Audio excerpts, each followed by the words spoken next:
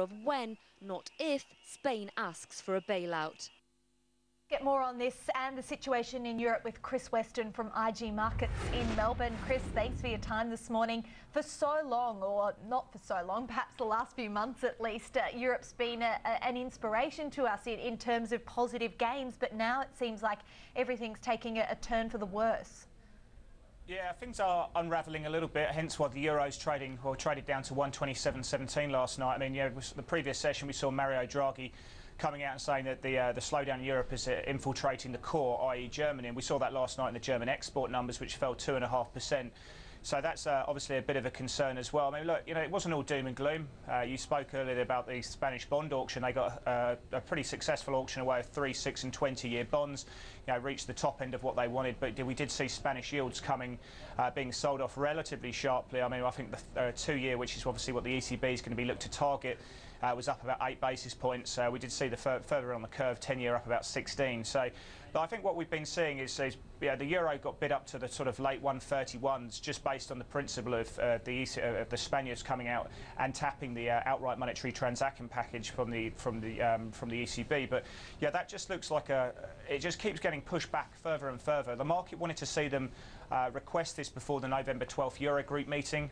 That sadly isn't looking like it's going to happen at all at the moment. Mr. Rajoy wants to see the ECB coming out and actually detailing of I suppose a yield target. What levels can they actually achieve if they were to surrender part of their sovereignty? The ECB themselves last night coming out through its monetary policy meeting saying, yeah, we've done as much as we can through monetary policy. It's up to you guys now. So the ECB are not going to detail any kind of yield targets anytime soon. The next situation was we were thinking if they weren't going to do it by this Eurogroup meeting, perhaps there had been some noises they could do this just after the Catalan referendum on November the 25th, and the local press in Spain last night was saying that perhaps this won't even happen until 2013. So the Spanish side of things, you know, has been, I suppose, a source of inspiration since Mario Draghi announced that he was going to do everything to save the euro, and that is now just getting pushed back and back and back. Now, the hedge funds can't short these bonds because you just don't want to stand in front of the ECB. But we are starting to see see yields creep up now, which is a bit disconcerting. The other side of things is Greece. Now, you know, what we saw yesterday was the Greek Parliament vote through these very closely, vote through these referendums, so the reforms, these structural reforms, which is seen as a precursor for the big budget on Sunday. Now, the vote yesterday was obviously more controversial.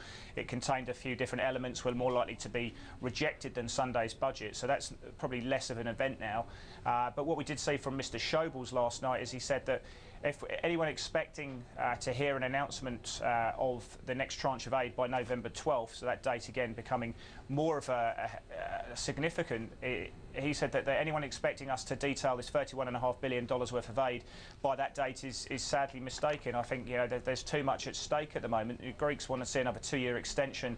So what we're just seeing from Europe again is just these dates which the market really wanted to see, you know, different states and different events by, and it just keeps getting pushed back and back and back. And you know, I think the Euro bulls have just, you know, had enough now, and I think they've just given up and, you know, just trading through some key technical levels at the moment. And we also saw the Greek unemployment numbers last night, 25%, or just over 25%. Youth unemployment in Greece now, 58%. It's more than doubled since 2009 as well. So, yeah, it's not looking particularly good for those guys. If you've been brave enough to buy Greek debt in the last couple of months, which a lot of people have, it's been one of the best performing assets. The chances now of a second PSI or private sector involvement debt write-off is growing markedly by the day at the moment. Chris, what about the session on Wall Street overnight? We saw a sharp sell-off, in fact, in the last few minutes. We've now also got the Dow down about 430 points since Tuesday's close. Not a good session, or not a good week, I should say, for Wall Street. Not at all. You know, what we've seen, obviously, people talking about the fiscal cliff. You know, Mark Carney, who's the head of the Bank of Canada, has just been out in the wires recently saying that he expects the fiscal cliff to be resolved, and I think most people still expect to see you know, some sort of bipartisan agreement coming through. It probably won't come to the same. Obviously, we're not going to get the 3.5% potential worst-case scenario fiscal drag on the economy, but there will be some fiscal drag, but perhaps to the tune of 1–1.5%. But I think, yeah, that's still weighing on investor sentiment. Obviously, the European situation, which I just detailed, is clearly weighing on investor sentiment. And the other side of things is Apple, which has been, you know, as goes Apple, as goes the stock market. That stock's now well over bear market territory, and it's really lost its kind of mojo in that market as well. So I think if you look at the technicals, 13.95 was a level that we wanted to see it above. That broke through there. Then we looked at the 200-day moving average. Obviously, a lot of long-term asset managers want to trade above that level, and it just broke through that level, as you said, as the late session nosedived. And I think now we can. Probably the technicals suggest to me we can probably see a move down to about 13.20 if this momentum continues. It's looking a little bit oversold at the moment, but the fact is that the bears completely won over that session. Market finished on its low, so it just looks like there's a lot of destruction going through there at the moment. So yeah, I think there's a lot of people looking to stay away. We're hoping that 200-day moving average was going to hold. It obviously hasn't, and I think it closed below that level. So I think it's an interesting session, and I think it certainly led us to what looks like it's going to be a very, very negative day here in Australia.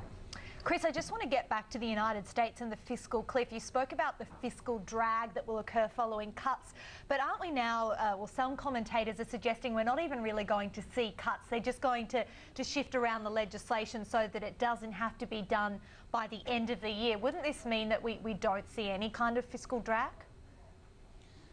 Well, I think the Bush tax cut extension looks like it's going to be extended. The 2001-2003 Bush tax cut extends. That looks like it, and it looks like there will be fewer spending cuts coming through. I mean, the noises we've heard from Boehner and some of the Republicans, has been that could be the case.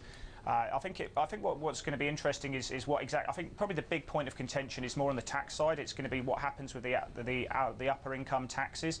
That's we need to see some sort of bipartisan agreement between the two on that side of things. There, I did see a note from Goldman Sachs last night suggesting, on a worst case scenario, this whole fiscal cliff could be a drag of about 363 billion, which would be, as I said, 3.5%. But they actually see a total of about 1.4% coming off GDP, which would still mean that we're going to see the US grow next year, perhaps just a little bit. But yeah, I think having some sort of fiscal drag would be good. I mean, we obviously know that the US debt position is unsustainable at these levels, and there has to be some austerity being put through their economy longer term if it's to survive and not have another raft of debt downgrades going through.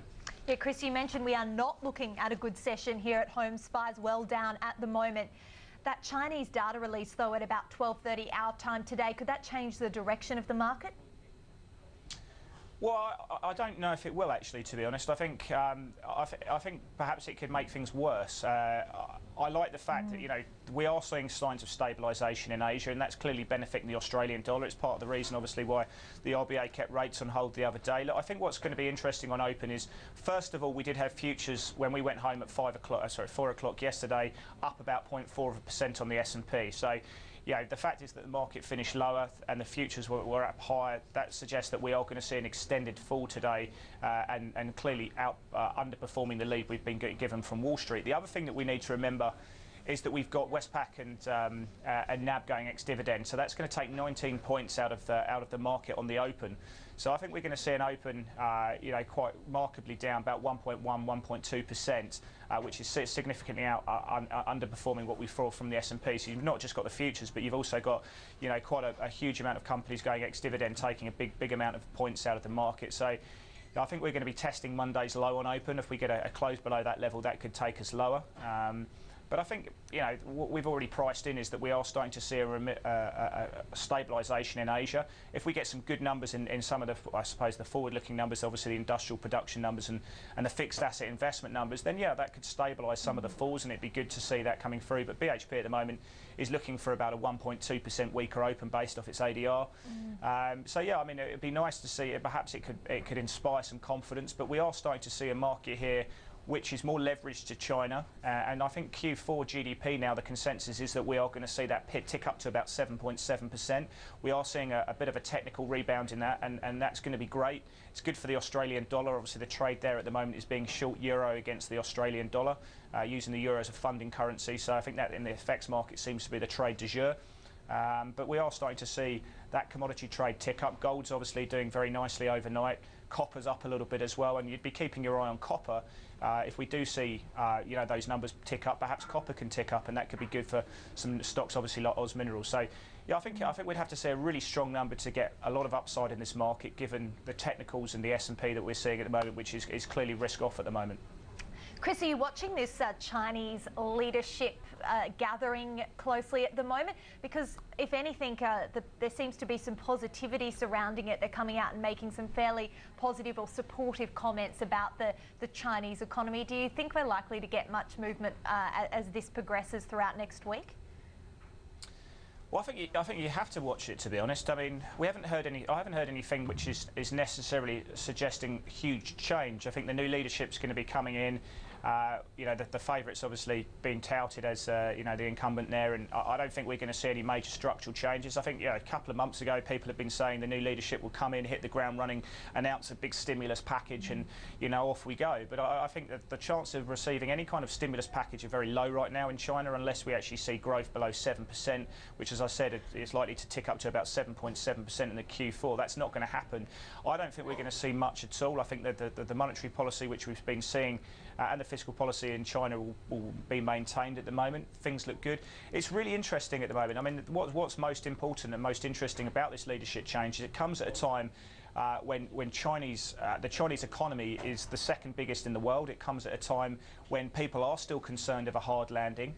So I think that's why it's getting so much more airtime at the moment. Of course, you know, there's been some controversy within the ranks recently as well. So yeah, I think you have to watch it, but I don't expect any major blockbuster changes to either, you know, fiscal or monetary policy anytime soon. Okay, Chris Weston from IG Markets, thanks for your time. Coming